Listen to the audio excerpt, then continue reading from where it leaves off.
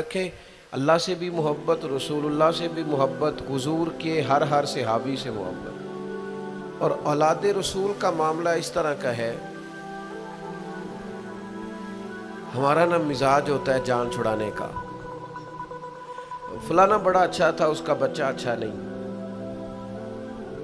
تو بھائی قرآن مجید تو کہتا ہے کہ جن کا باپ اچھا ہو ان کی وجہ سے بھی ان لوگوں سے پیار کرنا چاہیے، صرف اتنا ہی کہ باپ اچھا تھا۔ حضرت خضر نے اور جناب موسیٰ علیہ السلام نے دو یتیم بچوں کی دیوار سیدھی کر کے جب کہا گیا جناب یہ تو بے مروت لوگ ہیں، پانی نہیں پوچھا اور آپ ان کی دیواریں بنا رہے ہیں، تو فرمایا وَكَانَ أَبُوهُمَا صَالِحًا، ان کا باپ نیک آدمی تھا۔ تو بھائی انہوں نے یہ تو پوچھا ہی نہیں کہ بچے پڑھے لکھے ہیں کہ ان پڑھ ہیں، جاہل ہیں کہ بے مروت ہیں۔ یہ ہونا چاہیے بچوں کا قابل ہونا، اگر وہ پیشوائی اور مقتدا بننا چاہتے ہیں تو پھر ضرور آپ ان کی ڈگریاں دیکھیں، لیکن کچھ عزتیں والدین کی وجہ سے، محض کسی کی اولاد ہونے کی وجہ سے بھی ہوتی ہیں، ان میں ڈگریاں اور اسناد نہیں دیکھی جاتی۔ آپ مقتدا نہ بنائیں، پیشوا نہ بنائیں، لیکن جو نیکوں کی اولادیں ہوں ان کا احترام تو کریں، ان کے لیے جذبات تو پیدا کریں، آپ کی طبیعت میں گنجائش تو ہو ان کے لیے۔ جان چھڑاتے ہیں لوگ، فلانا بڑا اچھا تھا بچے اچھے نہیں، او چل یار بچے تو اس کے ہیں نا۔ یاد رکھیں اپنے محسنوں کو کبھی نہیں بھولیں، اور ان سے نسبت رکھنے والی چیزوں کو بھی کبھی نہیں بھولیں۔ اور پھر جو نبی پاک کی اولاد ہے نا، خدا را حضور کی اولاد پر کبھی بحث نہ کریں، ان کے حوالے سے کبھی بھی کسی چیز کو موضوع بحث نہ بنائیں۔ آپ کو پتہ نہیں کہ رسول اللہ صلی اللہ علیہ وسلم کی اولاد تو وہ ہے، اللہ تعالیٰ نے ہر ناپاکی اور ہر رجس ان سے دور فرما دیا۔ اپنے دل کو، اپنی قلبی واردات کو قائم رکھیں، نبی پاک کی اولاد کا اکرام ہمیشہ اپنے دل میں رکھنا اور جذبات رکھنا، سادات کے لیے، حضور کی اولاد کے لیے طبیعت کے اندر گنجائش رکھنا، اس میں کبھی کوئی کمزوری نہ دکھانا۔ اور دوسری بات یہ کہ ان سے سیکھنا۔ واقعہ کربلا جو ہے نا وہ انسانی زندگی کے لیے بہت بڑی حرارت ہے۔ ہمارا ایک مزاج بن گیا ہے کہ ہم نہ مشقت کے قائل اور عادی نہیں رہے، سکون تلاش کرتے ہیں۔ اب تو ڈھیر سارے لوگ ایسے ہیں کہ ذرا کوئی مصیبت آئی نہیں تو ان کے ہاتھ پیر پھولنے شروع ہو جاتے ہیں۔ انجانہ خوف اور بے مقصد قسم کی باتیں لوگوں کو ڈراتی ہیں۔ اور پھر میں نے دیکھا ہے کہ اگر ان کو اپنی ذات کے لیے، اپنی اولاد کے لیے، اپنے گھر کے لیے سکون مل گیا ہے، آسودگی مل گئی ہے، وسائل جمع ہو گئے، تو کہتے ہیں مجھے کیا مصیبت بنی ہوئی ہے، اب میں جاؤں، بس کافی ہے۔ قوم کے بچوں کے لیے، ملت کے لیے، وطن کے لیے، دین کے لیے کون جد و جہد کرے؟ میرا گھر سکھی ہے، آسانی ہے، لہذا مجھے مشقت میں پڑنے کی کیا ضرورت؟ کوشش نہیں کرتے لوگ۔ یاد رکھنا اللہ تعالیٰ نے نا انسان کو پیدا ہی مشقت میں کیا، یہ مشقت میں ہے۔ رب فرماتے ہیں میں نے اس کی پیدائش، اس کا خمیر ہی مشقت والا بنایا۔ اللہ کریم نے قرآن مجید میں فرمایا لَقَدْ خَلَقْنَا الْإِنسَانَ فِي كَبَدٍ، فرمایا بے شک ہم نے آدمی کو مشقت میں رہتا ہوا پیدا کیا ہے، پیدا ہی اس کو کبد کیا ہے، مشقت میں رہتا ہوا۔ اس نے مشقت کرنی، بچپن میں بھی مشقت، جد و جہد، ہر لمحے جد و جہد، اور ہر مشقت اپنے ٹائم پر مشقت ہوتی۔ آج آپ سے کہا جائے بہت سارے لوگوں سے پرائمری کا امتحان دینا ہے تو آپ کہیں گے بائیں ہاتھ کا کھیل ہے۔ بھئی اب بائیں ہاتھ کا کھیل ہے، تب نہیں تھا۔ اور جو آج پرائمری کر رہے ہیں ان کے لیے بھی آج بائیں ہاتھ کا کھیل نہیں۔ ہر مشقت اپنے وقت پر مشقت رہتی ہے۔ کسی وقت کسی چیز کا انتظام کرنا آپ کے لیے بڑا قابل تکلیف ہوتا ہے، آزمائش والا ہوتا ہے، بعد میں آپ سمجھتے ہیں کہ یہ تو کوئی مسئلہ ہی نہیں تھا۔ اللہ نے انسان کو مشقت، ہم نہ سکون ڈھونڈتے ہیں، بس ٹھیک ہے گھر بن گیا، بس ٹھیک ہے اب میں نے بچے پال لیے، بس ٹھیک ہے۔ او بھائی تو نے آگے بڑھنا ہے، تو نے مشقت کرنی ہے، جد و جہد میں رہنا ہے، وقت فرصت ہے کہاں، کام ابھی باقی ہے، نور توحید کا اتمام ابھی باقی ہے۔ یاد رکھیں اگر آج جوانی ہے تو بڑھاپا آئے گا. آج اگر صحت بالکل ٹھیک ہے تو آہستہ آہستہ خدا نخواستہ قوا اور اعصاب کمزور ہونے لگتے ہیں. ہمیں نا ذہنی طور پر تیار رہنا ہے. لوگ کہتے ہیں جناب پتہ نہیں میں بڑا پریشان ہوں، ایک مشکل ختم ہوتی ہے دوسری شروع ہو جاتی ہے. میں نے کہا یہ مشکل نہیں، یہی تو مزہ ہے زندگی کا. اللہ کہتا ہے میں نے تجھے مشقت میں پیدا کیا ہے اور تو کہتا ہے کہ آسانی ہو جائے. اب یہ تو نہیں نہ ہوگا، جس نے جیسا پیدا کیا ہے بات تو اس قادر مطلق کی چلے گی، تیری نہیں چلے گی جب اس نے پیدا ہی مشقت میں کیا ہے. حضرت زید بن ارقم رضی اللہ تعالیٰ عنہ بیمار تھے. یہ ذرا بات سننا میرے کریم کی. اللہ کے پیارے حبیب علیہ السلام تیمارداری کے لیے تشریف لے گئے تو حضور سید عالم علیہ السلام نے جا کر جناب زید بن ارقم کی طبیعت کو دیکھا تو کمزوری تھی اور وہ پریشان بھی تھے. تو حضور علیہ الصلوۃ والسلام کو اللہ تعالیٰ نے غیب کے خزانوں کی کنجیاں عطا فرمائی ہیں. قریب مسکرا کے فرمانے لگے زید اس بیماری سے پریشان نہ ہو، اس سے تو آپ نے ٹھیک ہو جانا ہے. اس روایت پر خاص غور کرنا کیا کہہ رہا ہوں. فرمایا اس سے آپ نے پریشان نہیں ہونا، اس سے تو آپ نے ٹھیک ہو جانا ہے، مسئلہ ہی نہیں. ہاں اس کے بعد ایک وقت آئے گا آپ کی آنکھوں کی بینائی رخصت ہو جائے گی اور عمر بھی آپ کی لمبی ہوگی. یعنی ایک بڑھاپا، ایک نظر چلی جائے گی. اب آپ یہاں غور کریں سرکار تربیت کیا کر رہے ہیں. حضور فرما رہے ہیں یہ جو مشکل ہے یہ تو گزرنے والی ہے، اس کے بعد جو مشکل آنے والی ہے وہ اس سے بڑی ہے. فرمایا زید اس کے بعد آپ کی بینائی چلی جائے گی اور عمر بھی لمبی ہوگی، تو بتائیے اس وقت کیا کریں گے. تو حضرت زید بن ارقم رضی اللہ تعالیٰ عنہ عرض کرنے لگے یا رسول اللہ میں اللہ کی رضا پر ثواب کی نیت سے صبر کروں گا. معنی کیا ہے؟ دکھ قبول محمد بخشا راضی رہن پیارے.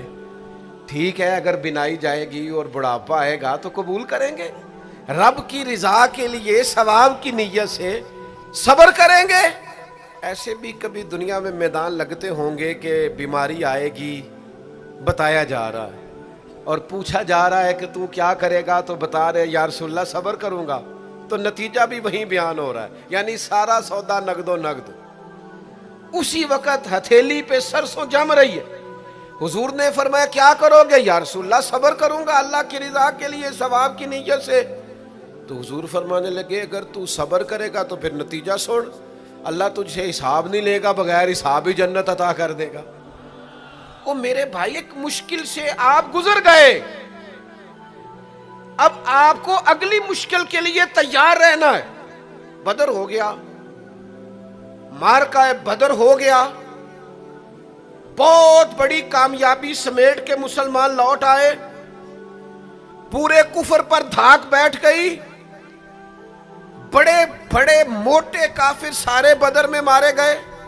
ابو جہل مارا گیا، عتبہ عتیبہ مارے گئے، چوٹی کے کافر مارے گئے. تو کیا اس کے بعد پھر معاملہ ختم ہو گیا؟ اتنی بڑی فتح سمیٹ کر مسلمان آئے، لیکن تھوڑے ہی عرصے کے بعد احد میں جانا پڑا.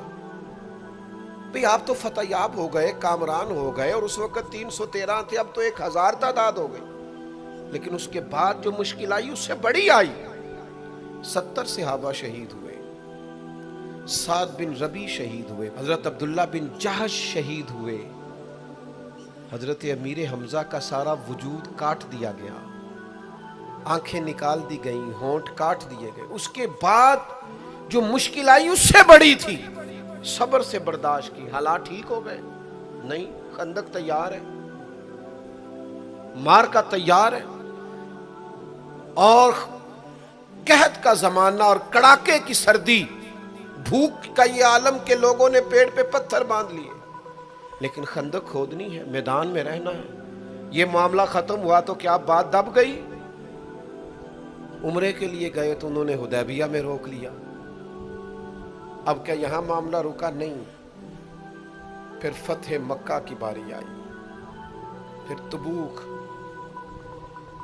میرے رسول پاک علیہ الصلوۃ والسلام نے پوری دنیا پر اسلام کا جھنڈا لہرا دیا.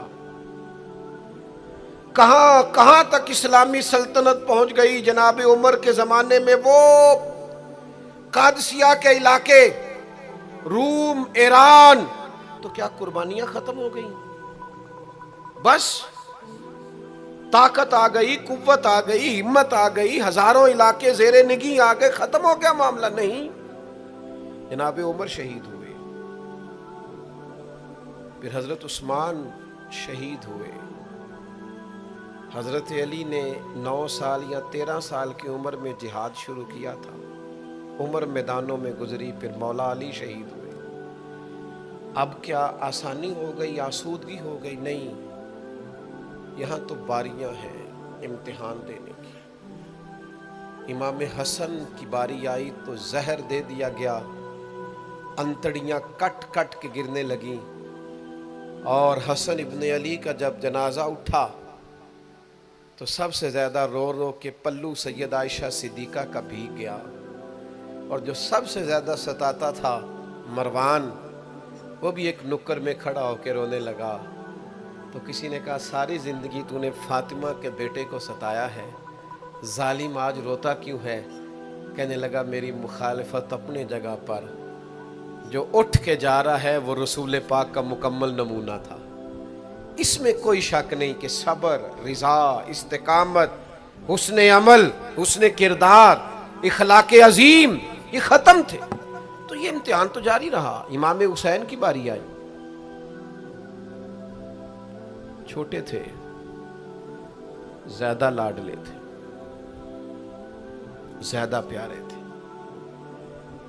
कुछ लोग एक का लाड देखते हैं, कुछ कईयों के लाड देखते हैं। नाना का भी लाड देखा, और वालदा का भी देखा, वालिद का भी देखा, बहनों का भी देखा, बड़े भाई का भी देखा। हुसैन सबसे लाडले थे।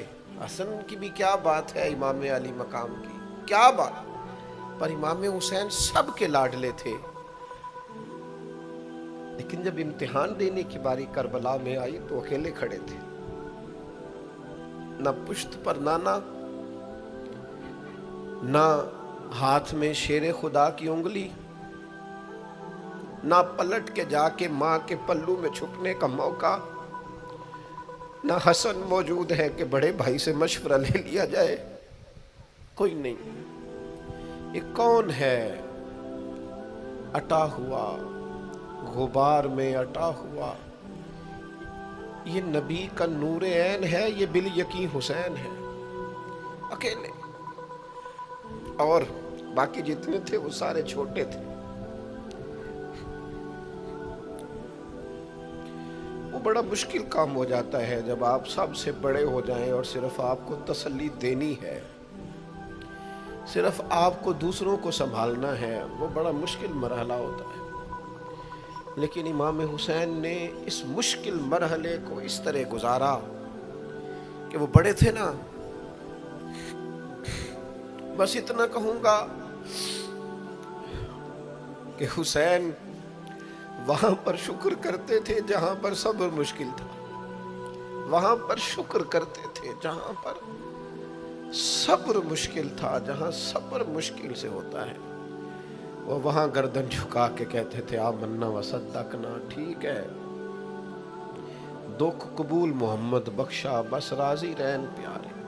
आप इस बात को याद रखें और इसको अच्छी तरह समझ लें कि आप जब तक मिजाज मुशक्कत का नहीं बनाते, एक के बाद दूसरी, दूसरी के बाद तीसरी, तीसरी के बाद चौथी मुशक्कतें राह देख रही, और जो मुशक्कतों के आदी नहीं वो फिर पिछली सफ़ों में है। जो मुशक्कतों के आदी नहीं वो फिर किसी सूरत भी ना नाम बना सकते हैं ना काम कर सकते हैं। जिसको आराम करना है, जिसको सुकून से सोना है, वो मंजिल नहीं पा सकता। आपको आगे बढ़ना है, आपको जद्दोजहद करनी है, आपको कोशिश करनी है, आपको बाहिम्मत रहना है। हजरत उमर से किसी ने कहा था कि मैं आपसे मिलना तो चाहता था पर दोपहर का टाइम था, मैं आया नहीं, कहीं आप सो ना रहे हो। तो जनाब उमर रो पड़े, फरमाने लगे, सोया करता था कभी, जब से अबू बकर ये चाबियां मेरे हाथ में दे गए हैं ना, तो दिन की बात करता है, मैं रात को नहीं सो पाता, उठ उठ के हुजूर की उम्मत की खबरगिरी करता हूँ। रात जगह मेरा नसीब बन गए हैं, आंखों की नींद रुखसत हो गई है, लहजों میں آرام نکل گیا ہے۔ اور بھائی جب آپ کو جد و جہد کرنی ہے، جب آپ کو آگے بڑھنا ہے، ذہن بناؤ یار، طبیعت بناؤ، آگے بڑھنا ہے، مشقت کرنی ہے، نیند تھوڑی کم لینی ہے، زبان کے ذائقے مزے کے کھانے تھوڑے کم کرنے۔ ہم نے اپنی مرضی سے وہ لیٹے ہیں، وہ آرام کر رہے ہیں، اس سے تھوڑا اٹھ کر سوچنا۔ امام علی مقام کا پیغام یہ ہے کہ تو بڑا تب بنے گا جب تیری زندگی محنت والی، کوشش والی، جد و جہد والی ہوگی۔ اور پھر اس کے بعد کیا کرنا ہے؟ ایک کوشش کرنی ہے۔ اس کے بعد اگلا کام یہ ہے کہ جہاں رب رکھے نا وہاں رہنا بھی ہے، اس کی رضا پہ۔ جب آپ مسلمان ہوتے ہیں نا، کلمہ پڑھتے ہیں، تو ہم اعلان کرتے ہیں آج کے بعد فیصلے میرے نہیں چلیں گے، فیصلے اللہ کے چلیں گے۔ لیکن پریشانی پتہ کب ہوتی ہے؟ جب ہم فیصلہ اپنی مرضی کا مانگتے ہیں۔ او بھائی جب تو مالک کا غلام ہے، بندہ ہے، تو پھر دکھ کس چیز کا نام ہے؟ کسی درویش نے کہا تھا دکھ کس چیز کا نام ہے کہ اللہ کی مرضی اور ہے اور تیرا ارادہ اور ہے۔ تو کہتا ہے بات اس طرح بنے جس طرح میں چاہتا ہوں، اور رب کہتا ہے نہیں میں نے فیصلہ کر لیا ہے۔ پھر تو دکھی ہوتا ہے۔ سکھی بھلا کون ہوتا ہے؟ جو رب کر دے وہ کہے بالکل ٹھیک ہے، وہ کہے بالکل۔ اور قرآن مجید نے اسے بیان کیا، رضی اللہ عنہم ورضوا عنہ۔ یہ کربلا کا دوسرا پہلو، ایک پہلو مشقت جد و جہد، ایک پہلو یہ کہ رضی اللہ عنہم ورضوا عنہ۔ اللہ کہتا ہے میرے بندوں کی شان یہ ہے کہ اللہ ان سے راضی ہے اور وہ اللہ سے راضی ہے۔ اللہ ان سے راضی ہے اور وہ بھی راضی ہے اللہ سے۔ اللہ نے جہاں رکھا ہے وہ اللہ سے، ایک پہلو یہ ہے کہ اللہ راضی ہو جائے، ایک پہلو یہ ہے کہ بندہ راضی ہو جائے۔ رب فرماتا ہے ذالک الفوز العظیم، وہ اللہ سے راضی، اللہ ان سے راضی، یہ بہت بڑی کامیابی ہے۔ امام محمد غزالی رحمۃ اللہ علیہ سے کسی نے کہا تھا زیادہ مشکل کیا ہے، اللہ کا راضی ہونا کہ بندے کا؟ تو امام صاحب فرمانے لگے رب تو مہربان ہی بڑا ہے، بڑی جلدی راضی ہو جاتا ہے۔ دو صرف آنسو بہائے سچی توبہ کے مالک راضی ہے۔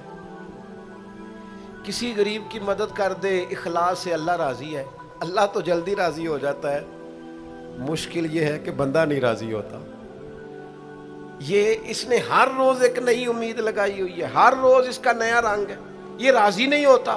حضرت موسیٰ علیہ السلام نے اللہ کی بارگاہ میں عرض کی، مالک میری قوم یہ عرض کرتی ہے کہ تو بتا تو ہم سے کیسے راضی ہوگا۔ حضرت موسیٰ اپنی قوم کی عرض لے کر مالک کی بارگاہ میں کوہ طور پہ حاضر ہے۔ او یارو اسے دل کی تختی پہ لکھ لینا۔ عرض کی مالک میری قوم کہتی ہے رب کریم کے حضور عرض کریں کہ ہمیں بتائے ہمارا رب ہم سے کیسے راضی ہوگا۔ تو حضرت کلیم کہتے ہیں جب رب کی بارگاہ میں عرض کیا تو مالک نے فرمایا ان سے جا کے کہو وہ مجھ سے راضی ہو جائیں، بس وہ راضی ہو جائے میں بھی ان سے راضی ہو جاؤں گا۔ حضرت سیدنا عبداللہ ابن عمر رضی اللہ تعالیٰ عنہ کا صاحبزادہ بڑا سخت علیل ہو گیا۔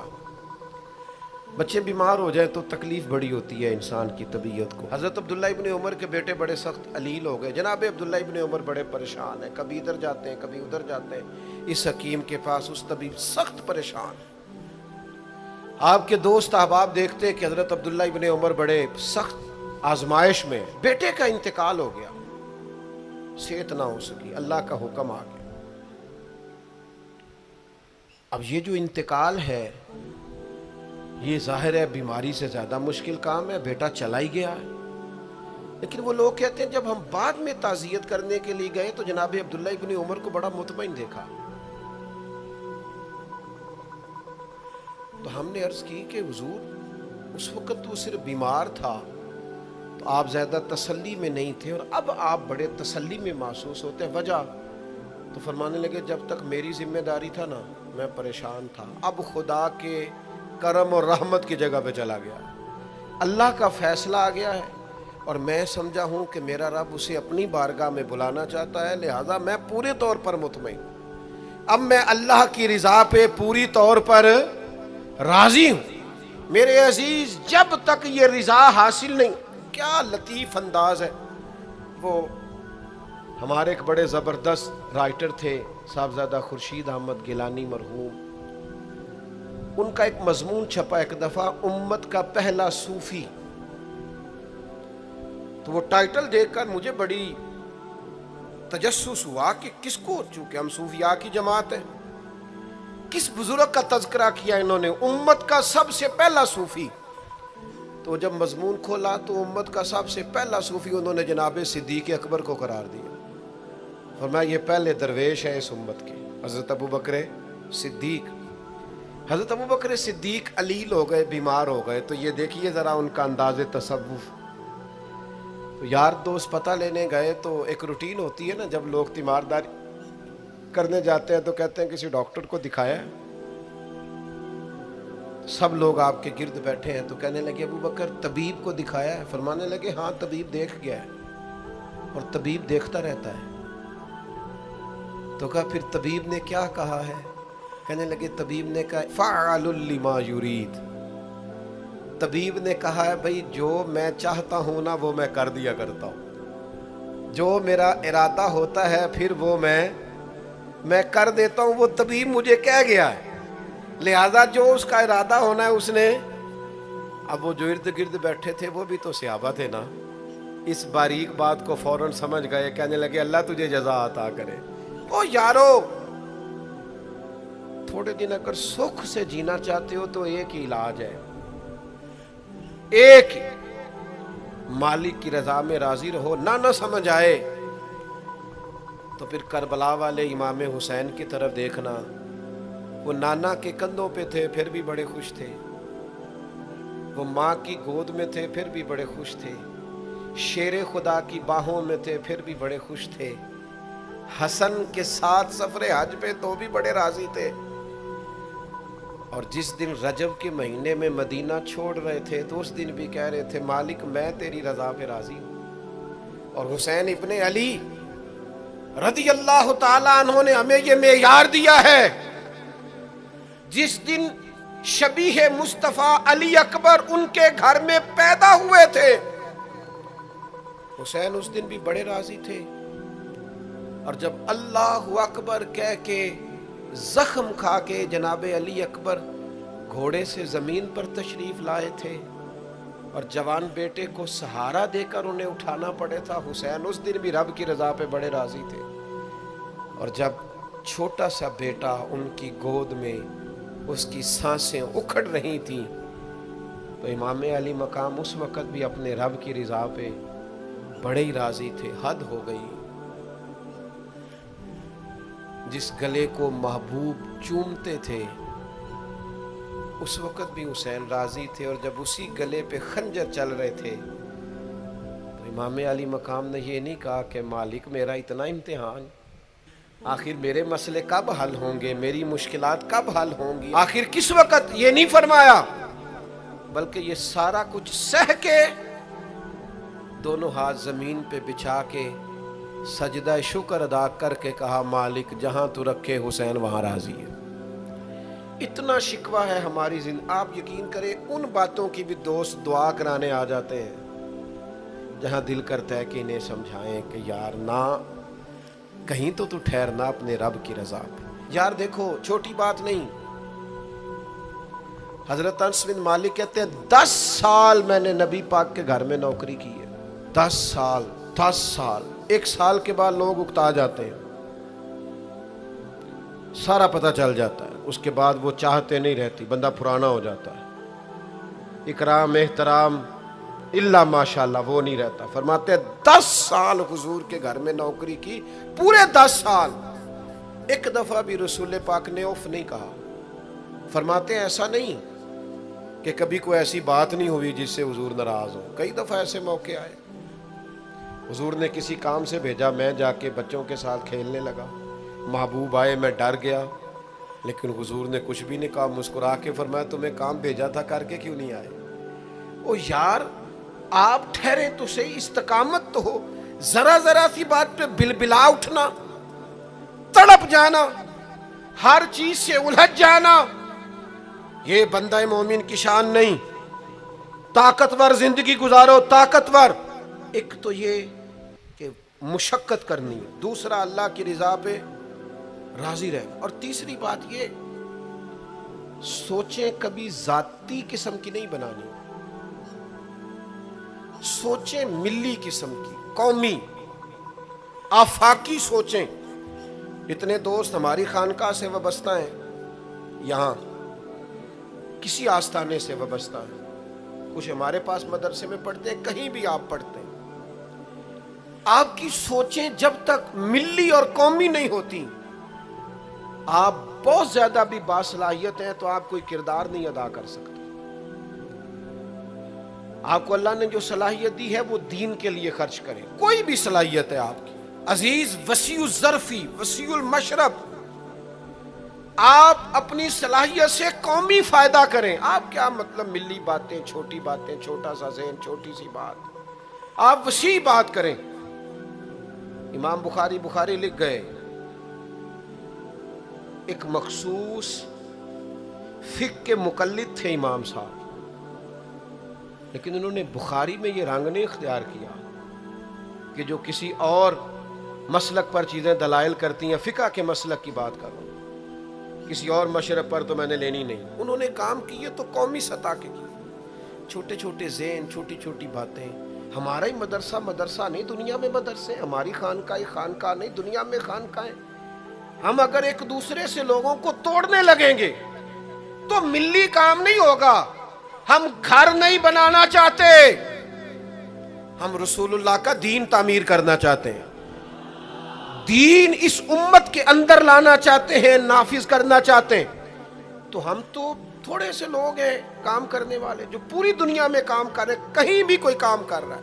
ہم نبی پاک کا دین لانا چاہتے ہیں تو ہم تو ہر ایک کو سپورٹ کرتے ہیں، جو تھوڑا سا بھی کام کر رہا ہے اسے سپورٹ کرتے ہیں۔ میری آپ سے گزارش ہے، جس کاز کے لیے امام حسین نے جان دی تھی نا، اس کاز پر کام کرنے کی ضرورت ہے۔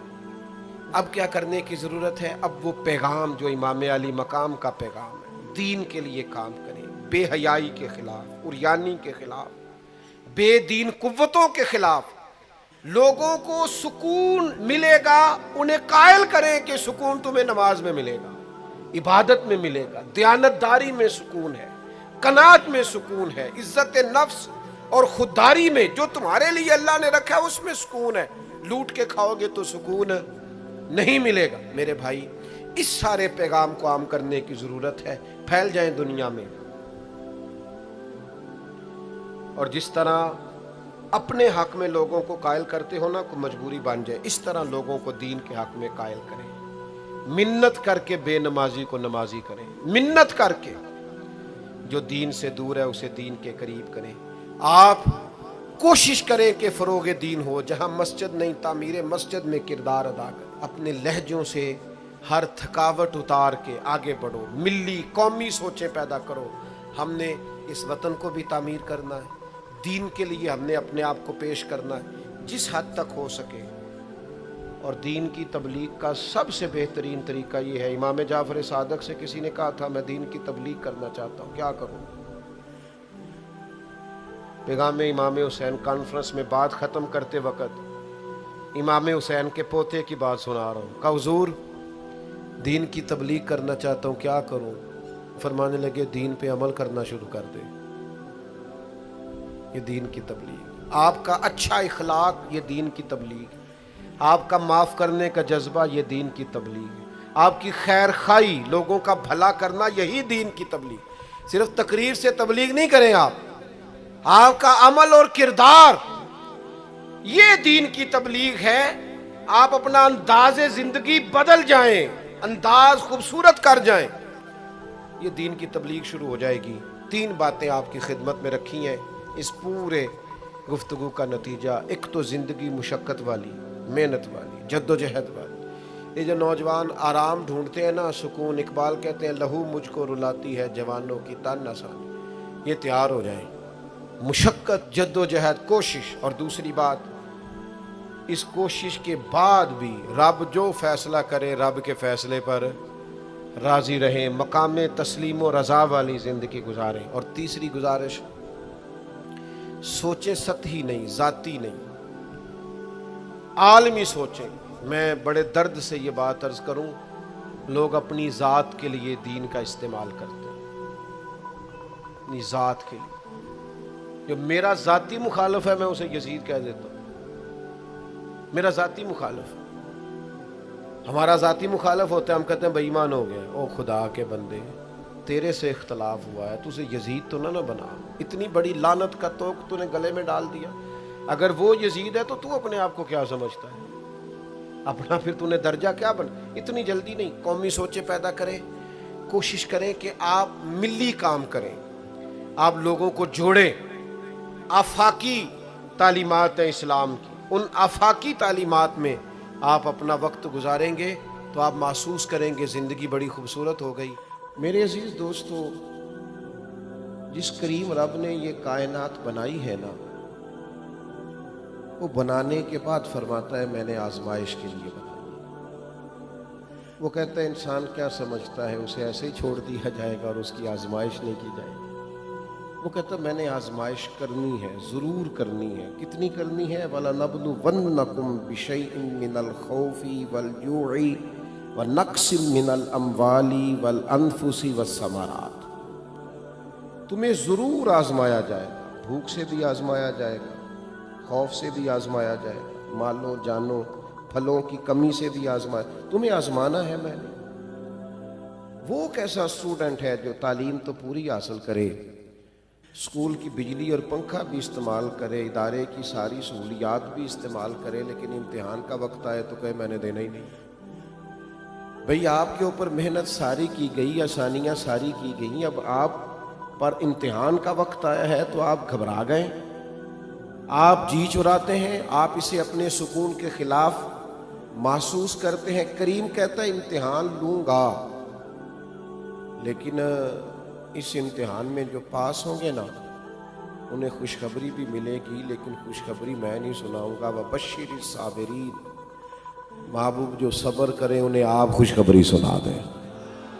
اہم بات عرض کر رہا ہوں، آپ اس پر غور فرمائیں۔ اللہ کہتا ہے کائنات بنانے والا کہتا ہے میں آزماؤں گا، تو مالک ہم نے کیا کرنا ہے؟ فرمایا صبر، صبر کرنا ہے تم نے۔ امام غزالی تو کہتے ہیں 70 مقامات ہیں قرآن مجید میں جن میں صبر کا تذکرہ ہے، لیکن بعض علماء نے لکھا ہے 100 مرتبہ قرآن مجید میں اللہ نے صبر کا ذکر کیا۔ کس نے کہا یہ صبر کرو؟ یہ 70 یا 100 مرتبہ فرمانے والا قادر مطلق ہے، جس کے قبضہ و قدرت میں ساری کائنات ہے۔ پل بھر میں چاہے تو لفظ کن سے کیا کا کیا کر دے۔ وہ کہتا ہے میرے پاس ساری قدرتیں ہیں، حکمتیں ہیں، میرے قبضہ و اختیار میں سارا کچھ ہے، پر میں تمہیں کہتا ہوں مجھے صبر تو کر کے دکھاؤ۔ گویا حکمت الہی یہ ہے صبر کرو۔ یا اللہ مشکل بڑی آ گئی، تکلیف بڑی ہے، پریشان بڑے ہیں، ہم ڈپریشن کے اندر پوری طرح مبتلا ہو گئے ہیں، زمانے کی تیز دھوپ نے ہمیں سخت ترین تپتے ہوئے صحرا پہ لا کھڑا کیا ہے۔ مالک کریم ہماری حالت یہ ہے کہ ہم اپنے ذہن پر، روح پر، آنکھوں پر، کانوں پر بوجھ محسوس کرنے لگے ہیں، ہماری نیند اڑ گئی ہے، ہماری طبیعت بے چین ہے، کیا کریں؟ ہمیں تیری مدد چاہیے، ہماری مدد فرما۔ تو کائنات کا رب کہتا ہے یا ایھا الذین آمنوا استعینوا بالصبر والصلاۃ،